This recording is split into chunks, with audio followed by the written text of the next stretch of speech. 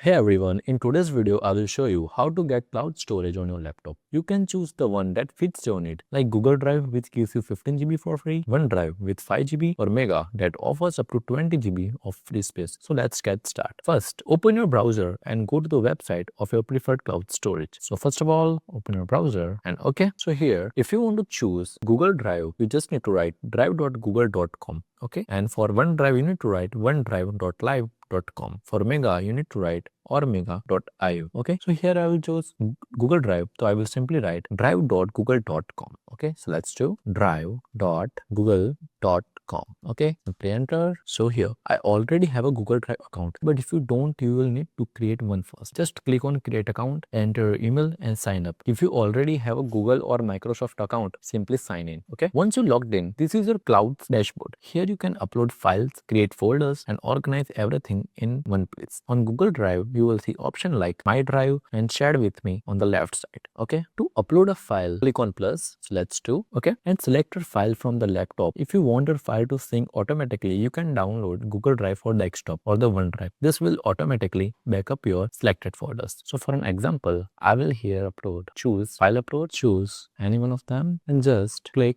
select, wait for a few moments, and guys, as you can see, our file is successfully uploaded. Okay, so if your free storage gets full, you can upgrade to a paid plan anytime. For example, Google offers the Google One plan which give you more storage and extra features. Always check how much space you actually need before upgrading. Okay, so guys, here is one tip: create folders for important files to keep things organized. Compress large files before uploading and always check your sharing setting to keep private files secure. Okay, so that's how you can easily get and use cloud storage on your laptop, whether it's Google Drive, OneDrive or Mega. I hope this video helped you understand the process. If it did, don't forget to like, share and subscribe to the channel. See you in the next one.